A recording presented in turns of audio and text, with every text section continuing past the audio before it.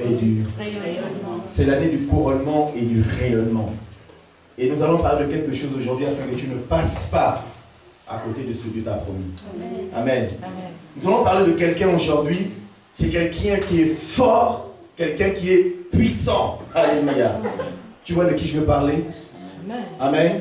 Il est fort, il est puissant, il bouscule la vie, il transforme la vie. Alléluia. Il peut amener la vie comme il peut amener la mort. Il n'a jamais changé. Amen. Mais il est toujours là. Jésus-Christ. Alléluia. Amen. Quelqu'un n'a pas compris. Nous allons parler de quelqu'un qui peut donner la vie et qui peut donner la mort. Amen. Qui peut procurer le bonheur, qui peut procurer le malheur. On va parler de quelqu'un qui peut élever et qui peut rabaisser. On va parler de quelqu'un qui peut te donner la joie ou qui peut te donner la tristesse. Ah, my God. Là, personne ne peut plus donner des noms. Vous partez bien, Jésus, malheur, tristesse, machin. Ah, le code pasteur de nous parler. Nous allons parler de quelqu'un. Et ce quelqu'un, tu le trimballes avec toi tous les jours. Le Saint-Esprit. Il est tous les jours avec toi. Il ne t'abandonne pas. Amen. Il ne te délaisse pas. Amen. Quand tu dors, il est là. Quand tu te réveilles, il est là. Quand tu chantes, il est là. Quand tu cries, il est là. Quand tu adores, il est là. Quand tu es fâché, il est là. Quand tu parles mal, il est là. Quand tu critiques, il est là. Quand tu maudis, il est là. Il est toujours avec toi. Tu le trimbales partout où tu vas. C'est qui? Le Saint-Esprit. Le thème, la puissance de la langue.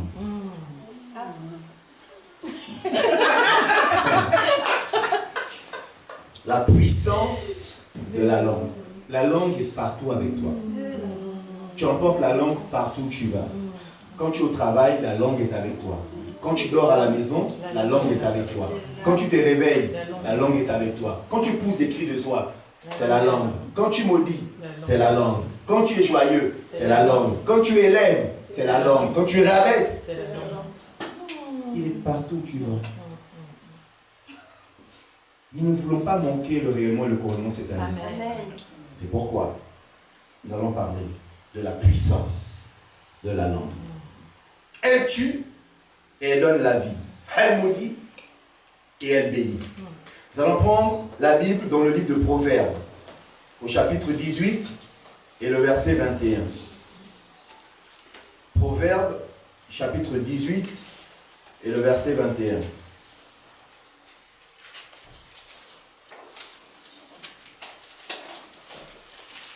Il y en a qui me regardent là, qui connaissent le verset par cœur.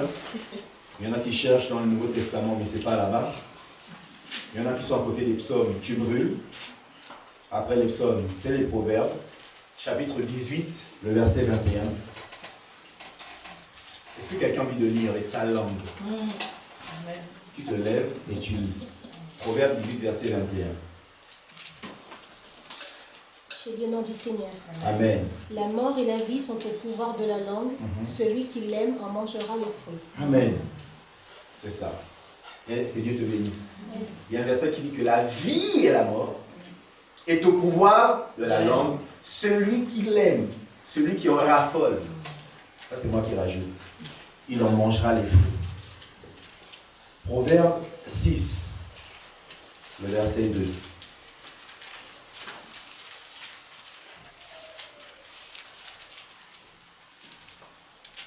Proverbe 6, le verset 2.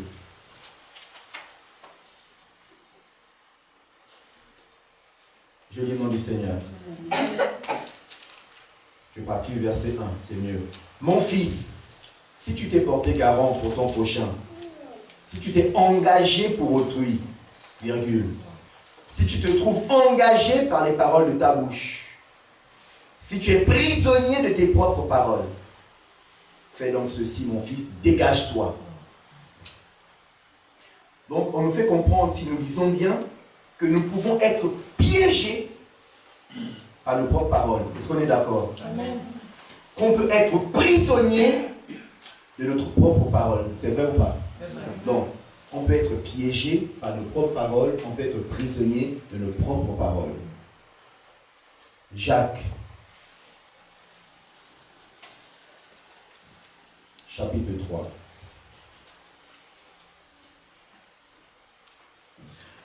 Jacques, chapitre 3. Et Jacques, nous sommes dans l'Ancien Testament à côté d'Exode, c'est ça? Dans le Nouveau? Dans le Nouveau Testament. Jacques, chapitre 3. À partir du verset 1, mais je vais d'abord vous lire une histoire que je trouvais intéressante sur Internet. Un philosophe grec a un jour demandé à son serviteur, Ésope, qui n'était pas moins philosophe que lui. Et Ésope, il a demandé de lui préparer le meilleur des repas. Un philosophe demande à un autre philosophe, qui est son serviteur, de lui préparer le meilleur des repas. Et Ésope lui a servi une langue en disant, avec la langue, on peut rendre heureux, on peut adoucir la douleur, soulager le désespoir, relever les abattus, inspirer les découragés, aider son semblable. Alors son maître lui a dit, eh bien, sers-moi la plus mauvaise des choses. Et lui a dit, chef, servi une autre langue, en disant, avec la langue, on peut maudire, avec la langue, on peut briser le cœur, avec la langue, on peut détruire les réputations, avec la langue, on peut amener la discorde, avec la langue, on peut emmener la guerre au sein des familles, avec la langue, on peut amener des communautés, des peuples et des nations à se faire la guerre. Il a proposé 2 repas à son maître. 2 langues.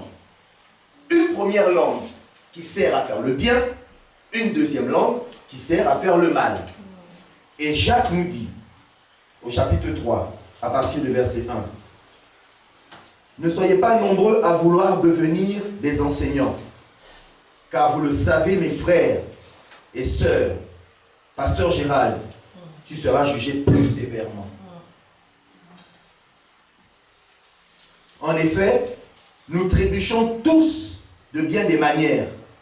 Si quelqu'un ne trébuche pas en parole, c'est un homme mûr, capable de tenir tout son corps en bride.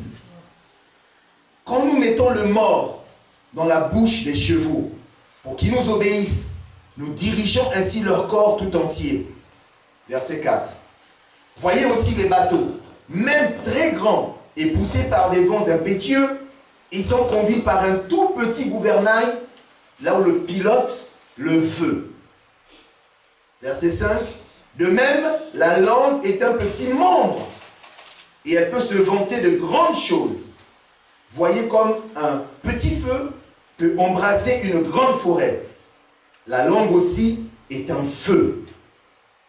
C'est le monde de la méchanceté. Ainsi, la langue se trouve parmi nos membres, elle souille tout notre corps et enflamme le cours de notre existence. Étant elle-même enflammée par la géhenne, par l'enfer. Verset 7. Toutes les espèces de bêtes, d'oiseaux, de reptiles et d'animaux marins peuvent être domptés et ont été domptés par l'homme. Point. On est tous d'accord là-dessus. D'ailleurs, j'ai vu sur Internet un monsieur qui dompte les serpents. Donc, il s'allonge dans son lit, il prend le boa, toute forme de serpent, il est là tranquille et puis il lit son livre. Il les a domptés. D'autres vont prendre un éléphant, ils monteront sur l'éléphant, il va emmener l'éléphant à gauche, à droite, il a dompté l'éléphant. D'autres vont prendre le chien. Milou, viens ici, Milou vient. Tintin, va là-bas, Tintin part. On a dompté les animaux, c'est vrai. Verset 8. La langue, en revanche, aucun homme ne peut la dompter. C'est un mal qu'on ne peut pas maîtriser. Elle est pleine d'un venin mortel. Par elle, nous bénissons Dieu, notre Père, et par elle, nous maudissons les hommes faits à l'image de Dieu. De la même bouche sortent la bénédiction et la malédiction. Mes frères et sœurs, il ne faut pas que tel soit le cas. Une source fait-elle jaillir par la même ouverture de l'eau douce? et de l'eau amère, un figuier, mes frères et sœurs, peut-il produire des olives ou une vigne des figues? Est-ce que un manguier peut produire des fraises? Est-ce que des tomates peuvent produire des haricots? Est-ce que des endives peuvent donner naissance à des courgettes? La réponse est non. De même, aucune source ne peut produire de l'eau salée et de l'eau douce. Point. L'homme et les chrétiens que nous sommes, nous maudissons et nous nous maudissons tous les jours. Je n'y arriverai pas. C'est pas possible. Je ne réussirai pas. De ma condition, de mon origine, ne réussira pas. On prend notre bouche, on prend notre langue et nous-mêmes, nous nous compliquons la vie, nous mettons des obstacles sur notre destinée. J'ai horreur des mathématiques. J'aime pas l'anglais, c'est trop compliqué. Et en libérant ces gens de parole, nous nous maudissons nous-mêmes. Une fois, j'ai fait rire les gens ici en disant, comme tu dis aux mathématiques que tu ne l'aimes pas, les mathématiques te diront aussi que nous aussi, on ne t'aime pas. De telle sorte que tu auras toujours en dessous de la moyenne avec les mathématiques. Parce que ta bouche confesse que je n'y arriverai pas, je n'aime pas. Quand tu n'aimes pas, c'est ce qu'on sème, c'est ce qu'on récolte. N'est-ce pas? J'aime pas cette matière. Ah, mais j'aime pas cette personne. Quand je vois cette personne, ça m'horripile le poil. Je change de chemin. En fait, au quotidien, nous utilisons la parole qui est dans notre bouche. On prend notre langue comme des balles, comme des munitions, comme un fusil. Et d'ailleurs, je pense que c'est même pas la peine d'aller chercher des armes de destruction massive en Irak. Vous savez, ils sont allés chercher des armes de destruction massive en Irak, ils n'ont pas trouvé. Et je pense que l'arme de destruction massive par excellence est dans notre bouche. Amen. La langue. Avec ma langue, on a dit, hein, on peut détruire une réputation.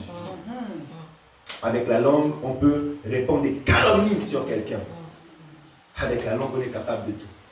Avec la langue, quelqu'un est capable de te flatter. N'est-ce pas? Oh, monsieur du corbeau, que vous me semblez beau. Le corbeau, perché sur un arbre, c'est ça? Le corbeau sur un arbre perché, c'est ça? Tenez en son bec un fromage. Maître renard. Maître renard. Par l'odeur alléchée. Il est là, ça sent quelque chose de bon. Il y a une bénédiction là. Lui tient à peu près ce langage. Il a flatté le corbeau. Et le corbeau a oublié que dans son bec, il avait sa bénédiction. Et quand il a voulu répondre au flattis de Maître Renard, que s'est-il passé? Le fromage est tombé. Oh, ma bénédiction est partie. Oh mon Dieu! Et Maître Renard fait au corbeau, ciao. Combien de fois est-ce que le flatteur est venu te flatter par des paroles, est venu te séduire et te manipuler, et tu es tombé dans le piège avec la langue? La langue, frères et sœurs, la langue. Avec la langue, le rusé peut venir te conter fleurette. Ah, mademoiselle, depuis que je vous observe là-bas, mon cœur n'arrête pas de battre, boum, boum, boum, boum. Et mon cœur n'a jamais battu comme ça depuis que je vous ai rencontré. Je ne sais pas, mais quelque chose se produit en moi. Ça n'est jamais arrivé. Ah.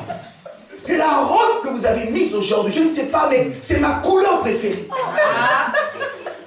Et le style que vous avez mis aujourd'hui, je ne sais pas quel parfum vous mettez, mais je pense que c'est Amaris de Givenchy, c'est mon préféré.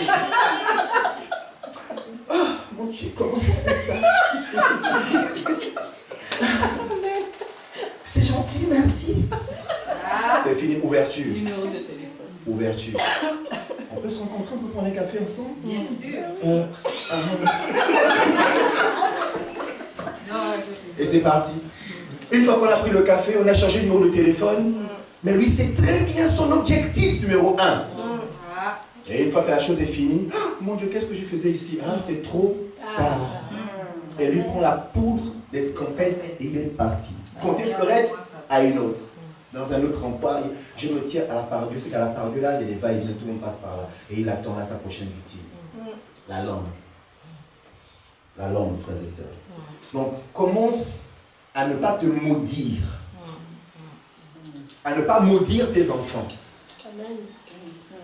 Parce que les enfants sont tellement précieux que la parole qui sort de la bouche des parents est puissante et efficace. Quand une mère se lève le matin et regarde son enfant et qu'elle lui dit que tu es vilain comme ton père et que le père entend ça de son côté, il dit mais elle croit que quoi? Donc elle dit que tu es vilain comme ton père, mais c'est pas elle qui allait me chercher. Il va prendre les paroles à son tour pour dire mais, et il va maudire la mère. Et malédiction dans la famille. En fait, ça a l'air tellement subtil, on pense que c'est un jeu. Mais comprenez que pour Dieu, la parole est puissante, la parole est efficace. Nous sommes, n'oubliez jamais que nous sommes à l'image de Dieu. Dieu a donné à la race humaine un privilège. C'est celui de pouvoir s'exprimer. La capacité de parler. C'est un privilège que Dieu a donné à la race humaine. Et cela implique sur nos épaules une lourde responsabilité. Il a dit faisons l'homme à notre image, selon notre ressemblance, n'est-ce pas? Et on nous dit que par la parole, c'est Jean 1, verset 1, au commencement était la parole. La parole était avec Dieu. La parole était Dieu. Tout ce qui a été créé sur la terre, sous la terre, dans les cieux, les galaxies, tout ce qui existe a été créé par la parole. Genèse chapitre 1, et Dieu dit que la lumière soit. La lumière fut. N'est-ce pas? Séparons les eaux, la nuit, le jour, les étoiles, les firmaments, les poissons de la mer, les animaux de la terre. Dieu a appelé à l'existence toutes choses et a appelé à l'existence de l'homme le couronnement de sa création. Il a dit à l'homme, je te donne cette capacité de t'exprimer, de parler et de faire comme moi. Par ta bouche, tu vas créer, par ta bouche, tu peux détruire. Nous sommes à l'image de Dieu, on doit faire très attention à ce qui sort de notre langue. Nous sommes tous responsables de toutes les paroles qui sortent de notre bouche, soit en bien, soit en mal. Donc, quand tu t'assois, là en tant que pasteur, on a lu Jacques chapitre 3, verset 1, que je serai jugé encore plus sévèrement. Pourquoi? Pour chacune des paroles qui sortent de ma bouche, est-ce que je m'éloigne de la doctrine? Est-ce que je rajoute des hérésies dans ce que je vous dis? Tout ça, je serai pesé, je serai jugé. Doublement et même sévèrement. C'est pourquoi je n'ai jamais rêvé de devenir pasteur un jour. Le jour où j'ai entendu ça pour la toute première fois, j'avais 19 ans, j'ai dit non.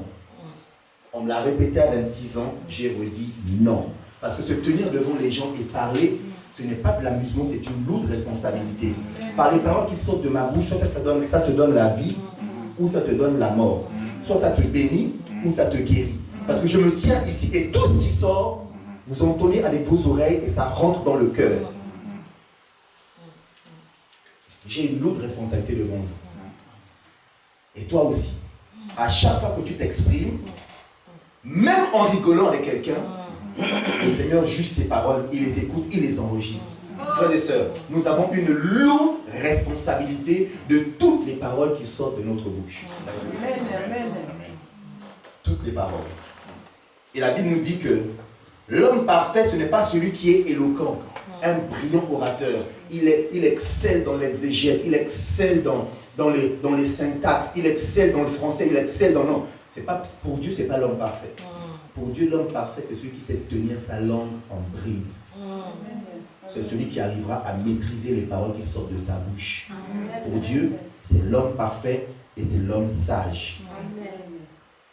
La Bible dit, soyez lents à et prompt à écouter.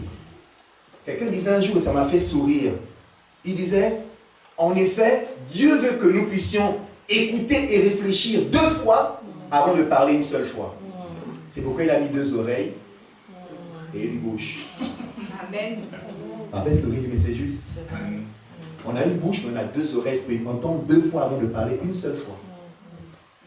Donc tu as écouté, ne parle pas, attends encore. Écoute une deuxième fois avant de parler. Soyez lent à parler, mais prompt à écouter.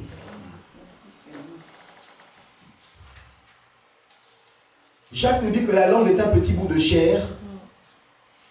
Et ce petit bout de chair est capable d'embraser des forêts. On a vu que la guerre commence toujours par une parole. Avant que deux nations se mettent en guerre, ça part d'une parole. Ce qu'on appelle une déclaration de guerre. C'est quelqu'un qui se lève et dit non, moi je vais faire la guerre à l'Allemagne, je vais faire la guerre à la France. C'est une personne. Et sa responsabilité engage toute une nation. C'est pourquoi lorsque Israël a souhaité avoir un roi, Samuel leur a dit, si vous voulez avoir un roi, il va se comporter de la même manière que les autres rois de ces nations-là qui nous entourent. Il va exiger de prendre vos fils et vos fils d'aller au combat. Il va exiger de prendre vos cultures, vos recettes, comme on dit, tout ce que vous avez comme dîme pour lui. Il va vous exiger des choses. Parce que vous avez voulu un roi. Il en sera ainsi. Donc un roi emmène tout son pays en guerre à cause de ce qui sort de sa bouche. La langue est un poison. Vous savez, quand on fait des insinuations malveillantes, des plaisanteries, la médisance, la moquerie, les commérages, tout ça là, toutes ces choses-là nous emmènent. Et la Bible dit que cela équivaut à commettre un crime. Parce que la vie et la mort au pouvoir de l'homme, c'est pas tuer quelqu'un avec un couteau. Les paroles. Je peux tuer quelqu'un avec une parole. Frères et sœurs, c'est vrai. Pendant que je parle, examine-toi et réalise certains contextes où tu étais, où la colère est rentrée en toi et tu ne pouvais pas agir avec tes mains, mais tu as agi avec ta parole. Tu as libéré une parole sur la vie de la personne et la parole est partie comme un missile, trouver la personne. Vous savez qu'on dit que la colère attise la colère. Le feu attise le feu. Pourquoi? Lorsque tu sors une parole blessante à quelqu'un, qu'est-ce qu'il va faire? Il va à son tour réfléchir à une parole encore plus blessante à ton égard. Œil pour œil, dent pour dent.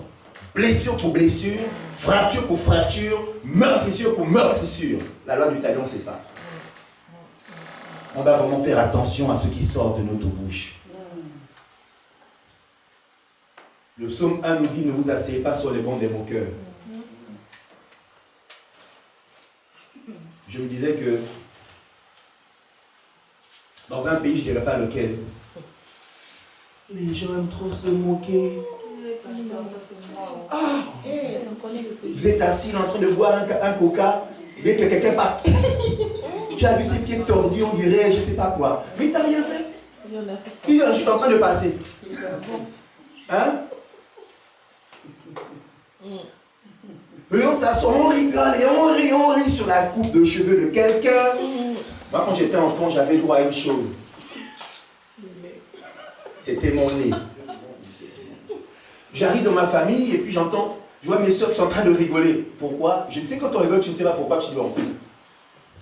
Mais quand tu sais pourquoi on rit, à l'époque, il y avait un film qui s'appelait Les rues de San Francisco, avec Michael Douglas et puis un autre qui s'appelait Kojak. Et donc le film s'appelait Karl Malden et puis on dit qu'il avait, et puis comme les soeurs venaient, ils rigolaient, ah Karl Malden, c'est toi, c'est Gégé. Au début, je n'ai pas compris, mais après quand j'ai vu la série, je dis ah. Donc on va dire que lui et moi, c'est pareil quoi. Tu sais, si tu n'arrives pas à t'aimer toi-même, si tu n'arrives pas à t'aimer toi-même tel que Dieu t'a créé, tu iras dans les contrefaçons, même à la chirurgie esthétique. Je ne ferai jamais de chirurgie esthétique sur mon nez, je l'aime comme ça. Ma femme, tu l'aimes comme ça, non? C'est ça même. Donc,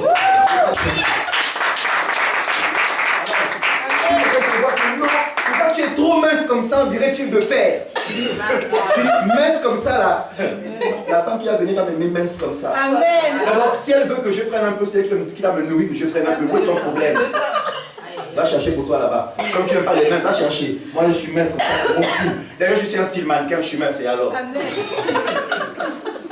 Aime-toi tel que tu es.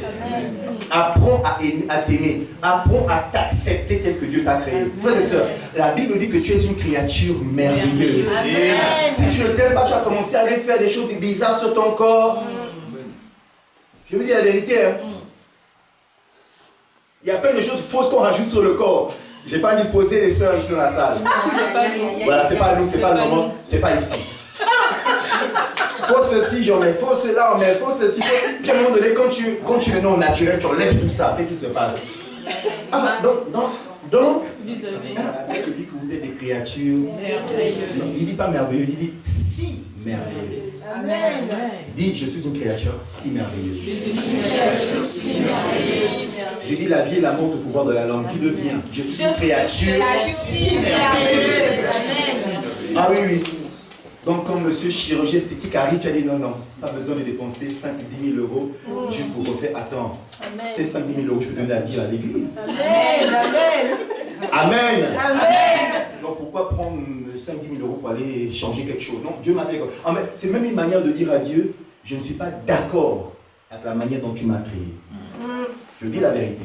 En fait, tu dis, en allant voir le chirurgien esthétique, je mets de côté tout ce qui est médical.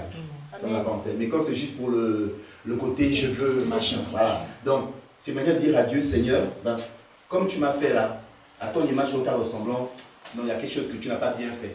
Moi-même, je vais aller bien le faire. Donc, aimons-nous tel que Dieu nous a créés. Amen. Et donc, évitons les commérages. Le commérage tue. L'église de Corinthe était infestée de commérages. Ils ont fatigué l'apôtre Paul. Ils avaient les dons spirituels. Il y avait le Saint-Esprit, ça se manifestait par la langue, ils prophétisaient. Il y avait le nom de guérison, les miracles. Ils avaient tout ça. Mais ils avaient un mauvais caractère.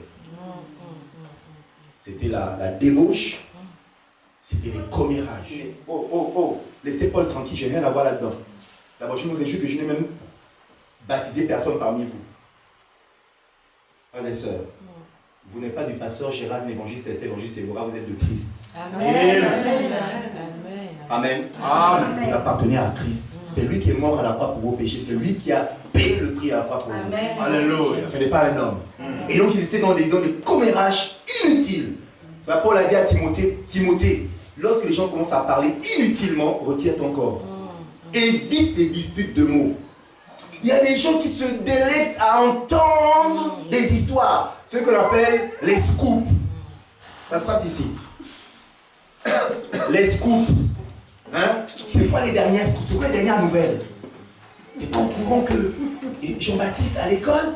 Tu n'es pas au courant? Non, je ne suis pas au courant. Et quand on rajoute ce que Jean-Baptiste a fait, on rajoute un petit peu. Vous savez, c'est toujours comme ça. N'est-ce pas? Quand on parle de quelque chose qu'on n'a pas vu ou on a entendu, on aime bien rajouter un petit peu pour faire bien. Et celui qui a entendu va aller raconter aussi à Joséphine. Tu sais pas ce que... je vais dire un nom qui est ici. Non. Tu sais pas que il y a Zaza machin qui m'a raconté que Jean-Baptiste a ceci. Non. Zaza t'a dit que Jean-Baptiste a... D'accord, elle prend. Je vais raconter. Et ça fait ça. Et quand on va, c'est amplifié à la fin. Et quand Jean-Baptiste entend ça, le pauvre, il a même peur de venir à l'école. Vous avez vu comment des enfants sont à l'école? Les enfants sont là. Nous, si on a été à l'école, il y a des enfants qui sont traumatisés d'aller à l'école. On les appelle les souffres-douleurs. Moi, j'avais un petit frère, il allait à l'école, on était en Algérie, et puis il y avait un enfant qui le martyrisait.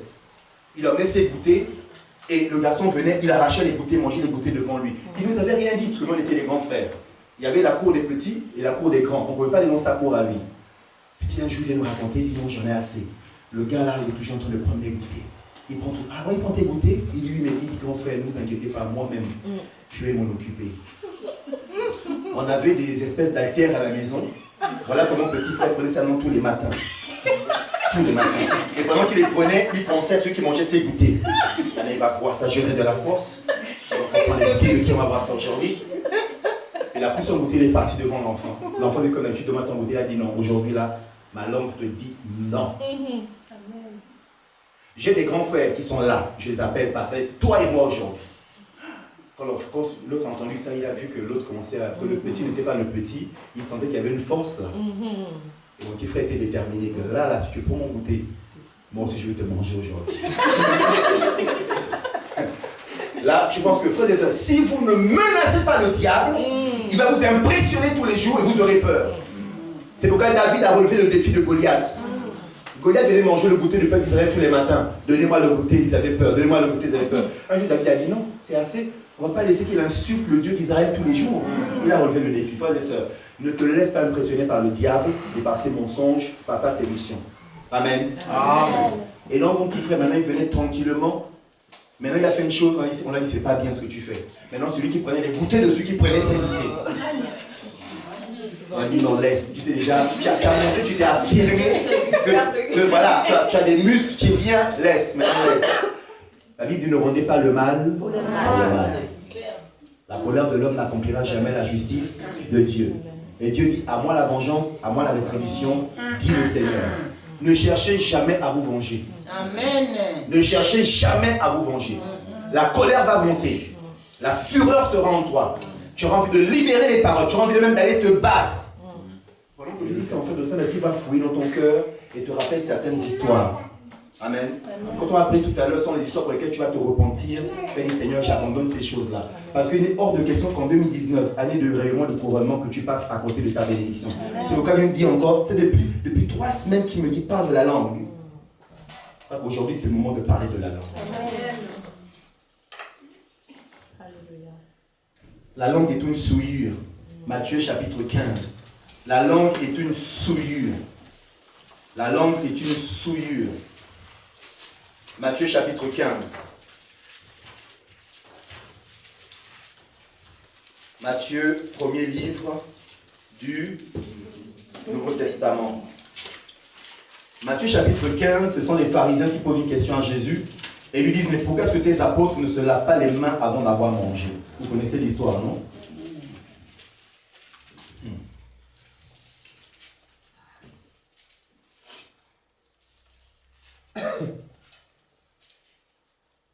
À partir du verset 7. Non, on va lire à partir du verset 12. Vous y êtes? Alors ses disciples s'approchèrent et lui dirent, sais-tu que les pharisiens ont été scandalisés d'entendre ces paroles? Il répondit, toute plante que n'a pas plantée mon Père Céleste sera déracinée. Laissez-les. Ce sont des aveugles qui conduisent des aveugles. Si un aveugle conduit un aveugle, ils tomberont tous les deux dans un fossé. Pierre prit la parole et lui dit, explique-nous cette parabole. Jésus dit, vous aussi, vous êtes encore sans intelligence? Ne comprenez-vous pas encore que tout ce qui entre dans la bouche va dans le ventre, puis est évacué dans les toilettes? Verset 18. Mais ce qui sort de la bouche vient du cœur, et c'est ce qui rend l'homme impur. En effet, c'est du cœur que viennent les mauvaises pensées, les meurtres, les adultères, l'immoralité sexuelle, les vols, les faux témoignages, les calomnies. Voilà ce qui rend l'homme impur. Mais manger sans s'être lavé les mains, cela ne rend pas l'homme impur. Quand du matin au soir, je balance des grossièretés, c'est ça qui rend l'homme impur. Tu es chrétien, tu es sauvé, mais ta langue n'est pas encore sauvée.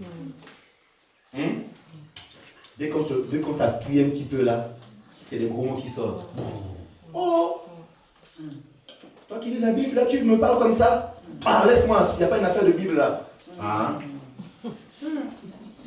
Ça vient du cœur et ça monte. Et le diable, c'est qu'en nous mettant sous pression, c'est quand on est sous pression que l'on ne calcule plus. On ne calcule plus. C'est quand je suis au volant que, bizarrement, c'est comme si les gros mots veulent monter de ma bouche pour insulter l'autre conducteur. C'est vrai, hein? Quand je suis au volant. Quand tu réalises que non, je suis enfant de Dieu. Et puis il y a les enfants dans la voiture, quand je vais sortir le gros mot, là, il dit, papa dit un gros mot. Et puis après à la maison, tu entends le même gros mot qui sort de la bouche des enfants. Vous voyez, mais c'est toi qui l'as dit? Non, vous ne faites que répéter. Vous voyez? On doit maîtriser ce bout de chair qu'est la langue. On doit faire attention. Et Jésus avait raison en disant que c'est du cœur que montent toutes ces choses. Et la langue est toujours l'ami du cœur. La Bible dit que de l'abondance du cœur, la langue parle. En fait, ce que ça veut dire. La langue et le cœur sont toujours associés. Ils sont alignés. Quand le cœur est joyeux, la langue chante des louanges et des cantiques. Amen. La langue rend témoignage, elle est contente, elle est heureuse. Quand le cœur est amer, quand le cœur est triste, la langue a envie de maudire. Réalisez dans quel état est votre cœur aujourd'hui. Cette année, Dieu veut te visiter, Dieu veut te bénir. Il est hors de question que tu partes avec cette langue qui est là au-dedans de toi et qui veut te pervertir, qui veut te montrer les mauvaises choses à accomplir. Garde ta langue plus que toute autre chose. Car la Bible dit que garde ton cœur parce que de ton cœur viennent les sources de la vie.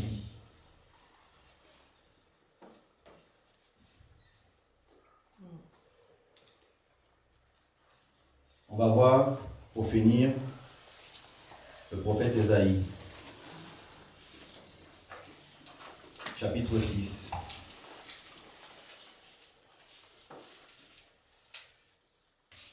À partir du verset 1, nous lisons.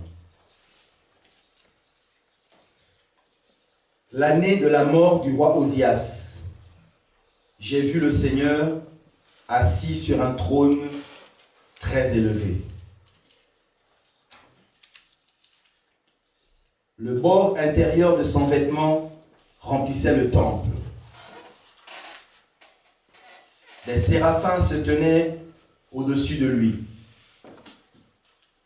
Ils avaient chacun 6 ailes.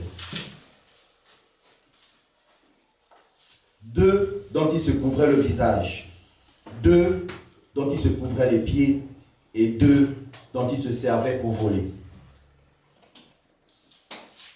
Ils se criaient l'un à l'autre, « Saint, Saint, Saint est l'Éternel, le Maître de l'univers, sa gloire remplit toute la terre. » Les montants des portes se sont mis à trembler à cause de la voix qui retentissait et le temple a été rempli de fumée. Alors j'ai dit, « Malheur à moi!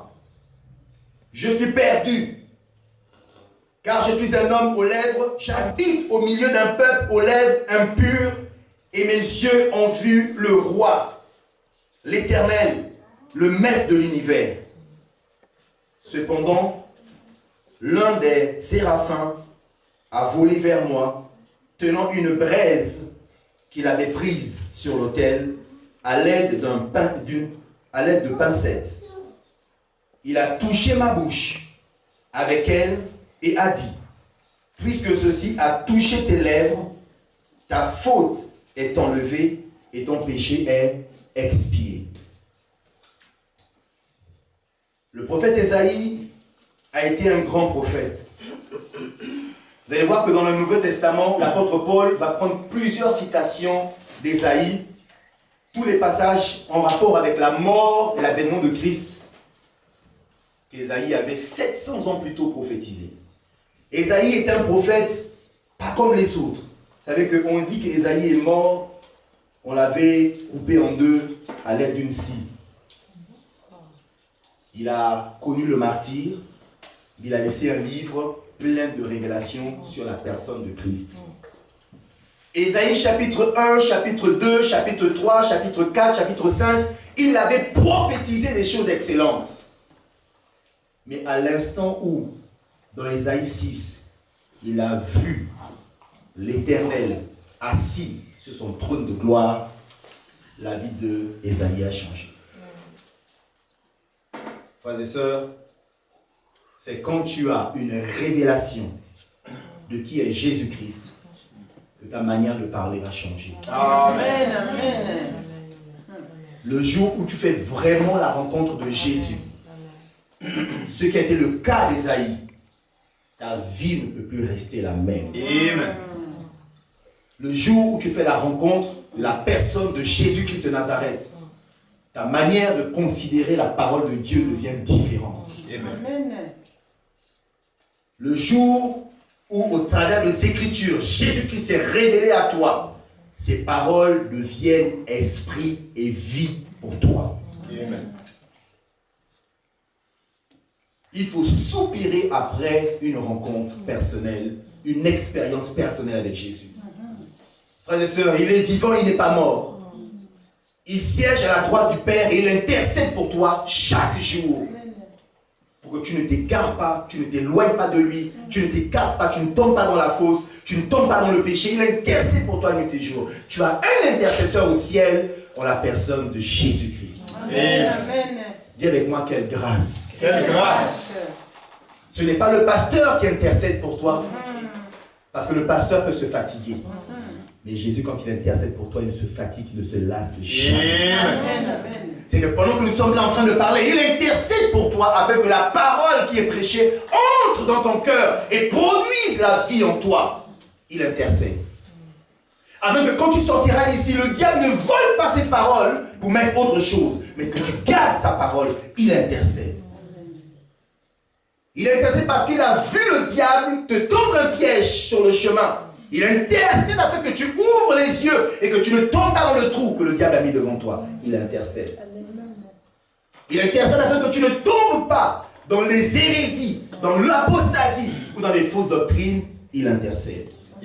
Le Seigneur intercède pour nous garder près de lui, dans le creux du rocher. Frères et sœurs, une âme a un grand prix aux yeux de Jésus. Amen. La Bible dit que si une seule brebis s'égare pour s'éloigner, il va laisser les 99 pour aller te chercher. C'est ce qu'il a fait pour chacun d'entre nous ici. Nous étions loin de Jésus. Nous étions très loin de lui. Mais lui est allé nous chercher. La Bible dit, avant même que vous me connaissiez, moi je vous connaissais déjà. Je vous avais choisi. Je vous avais établi. Waouh! Quel amour Jésus a envers nous. Nous avons l'impression que nous venons à l'église peut-être par habitude, peut-être par coutume, peut-être pour accompagner, peut-être puis pour recevoir, écouter Dieu, avoir des paroles qui nous transforment. Mais laisse-moi te dire une chose, que si tu viens à l'église, tu es au bon endroit. Amen. Parce que Jésus a les paroles qui donnent la vie. Amen. Amen. Et la vie est contenue dans sa parole. Et aujourd'hui, il nous dit que la vie et la mort est au pouvoir de la langue, ce bout de chair qui est dans notre bouche. Nous devons apprendre à le maîtriser. Et là, c'est là où le combat commence, quand on veut maîtriser la langue. Quelqu'un te fait du mal. Nous sommes faits de chair. Le premier réflexe, c'est de rendre. Dieu te dit aujourd'hui non. Il a dit, on vous a dit œil pour œil, dent pour dent.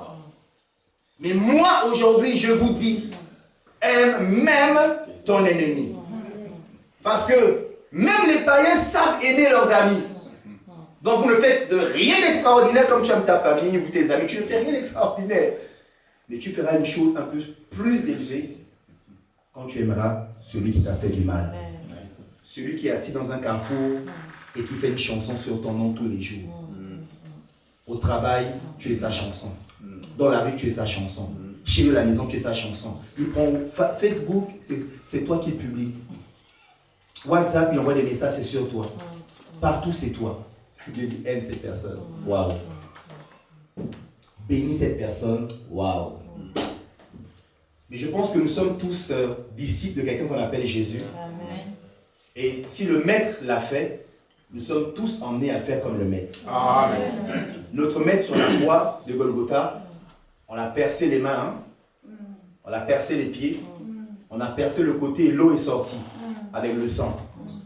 Malgré cette atroce douleur, parce que le supplice de la croix, croyez-moi, était le supplice le plus horrible que les Romains avaient inventé. On dirait que la guillotine de M. Guillotin, c'était radical. On te pose la tête, tu n'as pas le temps de réfléchir, c'est passé la tête d'un côté, le corps de l'autre côté. D'ailleurs, M. Guillotin lui-même est passé par la guillotine. Comme pour dire que, comme tu as inventé la chose, viens un peu goûter aussi à la chose que tu as inventée. Je pense que ceux qui ont inventé la chaise électrique, si on leur mettait dessus, ils allaient dire non, on va aller dans le pardon, on va changer les choses. Vous savez, on souhaite le mal à nos ennemis parce que nous, on n'est pas dans cette position qu'on leur souhaite. En fait, c'est lorsqu'on sera dans la position où on est prêt à me crucifier que je comprends que la crucifixion, c'est horrible. C'est pourquoi il faut réfléchir à 2 fois avant de souhaiter le malheur de quelqu'un. on souhaite le malheur de quelqu'un, le diable vient à côté de vous. Il va vous donner des idées. Et je me rappelle, j'ai lu un article, j'étais au Gabon. Je ne vais pas citer ce pays. Et puis, on a fait comme un jeu. Bon, maman Jacqueline, je ne connais pas ce jeu-là, c'est un peu comme les damiers. Ma soeur, on a dit non plus. Ça s'appelle le Ludo. Tu connais le Ludo? Voilà, ok, au moins un peu de personnes. Et le Ludo, c'est un jeu avec le dé, hein, et des pions qu'on pousse. Et voilà l'article, c'est que un cousin et son cousin étaient en train de jouer au Ludo. L'autre cousin perdait, et l'autre cousin se moquait de lui. Et au Ludo, il y a des professionnels Ludo. Je ne sais même pas s'il y a des gens qui trichent au Ludo parce qu'il te dit qu'il va jouer 6, il fait 6. Il te dit qu'il va faire 4, il fait 4, il te bouffe, il te met en prison. Je dis, mon Dieu, et moi j'ai un frère comme ça, à chaque fois qu'il joue, il me dit, tu es où? Il me dit, bon, 6-2, je te bouffe. 4, 6-2. Je dis, mon Dieu, est-ce qu'il triche? Ou alors il est ami avec les dés? Et voilà que celui-là, il était en train de se moquer, d'humilier son cousin, que le cousin dit, bon, attends-moi ici. Il est parti chercher le couteau, rempli de colère, il a transpercé son cousin. C'est quand les cousins et moi, on se dit, mais qu'est-ce que j'ai fait? Mais c'était trop haut. La colère, le diable veut que nous mettions en colère, qu'avec ce bout de chair, on détruise autour de nous, avant de passer le malade. Aujourd'hui, apprends à dompter ta langue. Apprends à maîtriser ta langue. Apprends à écouter 2 fois avant de parler. Et réfléchis avant de te mettre en colère. Même si les gens de la famille là t'ont fait du mal, ils ont fait. Tu fermes ta bouche. N'essaie pas de te venger, chercher des solutions par toi-même. Tu vas te fatiguer la tête pour rien. À passer des heures à réfléchir. Comment je vais faire ça? Tu réfléchis pour rien. Mais si tu commences à bénir, Dieu s'occupera de ces personnes. Et vous allez voir que, je le dis souvent, quand Dieu juge, ce n'est pas pour faire du mal et pour tuer. La Bible dit que Dieu ne veut pas que le méchant meure dans sa méchanceté, mais qu'il se repente et qu'il revienne de ses mauvaises voies. Donc, quand tu pries pour ton ennemi, en fait, tu es en train de prier pour qu'il soit sauvé. Amen. Prions pour que les gens soient sauvés. La Bible dit que si tu crois au Seigneur Jésus, tu seras sauvé, toi et ta famille. Et Dieu dit ça parce que Dieu sait que dans la famille, c'est là la guerre commence. La guerre est plus rude dans la famille. Quelqu'un du dehors peut te faire du mal, c'est quelqu'un du dehors. Et quelqu'un de ta propre famille, ta soeur, ton père, ton cousin, ta soeur. Là, les rancunes entrent dans le cœur. On fait même des années, on ne se parle plus. Parce qu'on a mal. C'est pourquoi la Bible dit, si tu crois au Seigneur Jésus, tu seras sauvé, toi et ta famille. Parce que Jésus veut ta famille. Il veut ta famille. Mais le diable veut que toi et la famille, vous vous dispersez, vous tirez les balles. Mais le Seigneur attend notre intercession, frères et sœurs. Notre intercession, c'est tout ce qu'il nous demande. Le reste, il va s'en occuper. Amen. Amen. Alors, il y a une solution, je disais, c'est un philosophe qui a donné une règle. Il a donné 3 questions que vous devez poser à quelqu'un qui vient vers vous raconter les commérages. Et il dit, la première question à lui poser, c'est: ce que tu me dis là, est-ce que c'est vrai? La plupart du temps, on écoute d'abord les choses. Mais lui dit, avant d'écouter, avant de me dire ce que tu as à me dire, je comprends que tu dis c'est important, oui d'accord, mais ce que tu as à me dire sur la personne là, est-ce que c'est vrai? Première question. Deuxième question, est-ce que c'est une bonne chose pour mes oreilles? Il y a des choses que tu ne dois même pas entendre. Troisième question, est-ce que c'est utile que je le sache? Est-ce que tu as besoin de me le dire à moi? Il y a des gens en fait qui viennent vous dire des choses, ils veulent juste que vous soyez au courant, vous allez répondre partout. Et on pourrait rajouter une 4e question.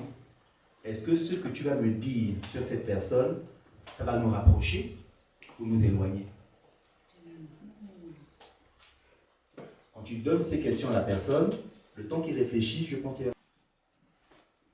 Si c'est des calomnies qu'il vient te raconter, il va faire demi-tour. Je comprends pourquoi on ne racontait pas n'importe quoi à Jésus.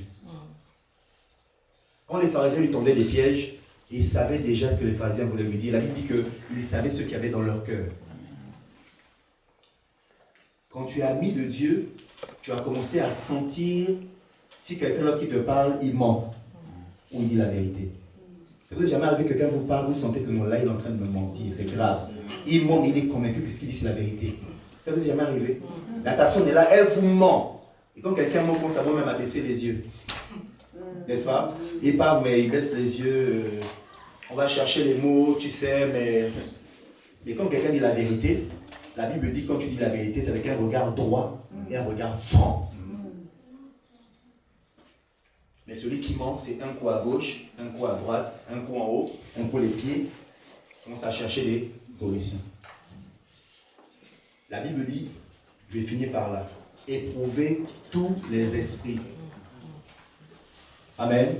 Éprouver tous les esprits pour savoir si cela vient de Dieu. Ne vous laissez pas influencer, ne vous laissez pas tromper, ne vous laissez pas séduire. Le corbeau a bien pleuré après du fait que le renard ait mangé son fromage.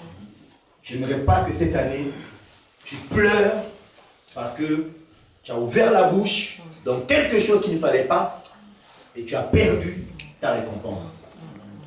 En fait, cet après-midi, Dieu veut simplement nous avertir pour nous dire que votre bénédiction arrive, on l'a dit la semaine dernière, que ta patience sera récompensée et que la parole de Dieu vient avec rapidité pour te localiser et te faire du bien.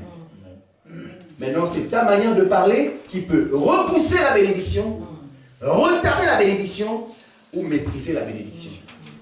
Ta manière de parler. Il y a des gens que Dieu a visités et leur manière de parler en fait que Dieu a changé. Jésus est venu pour sauver son peuple, n'est-ce pas?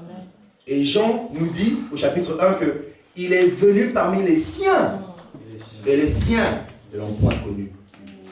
Ils l'ont même rejeté. Qu'est-ce qu'il a fait? Il s'est tourné maintenant vers les nations, vers toi et vers moi. Quelle grâce!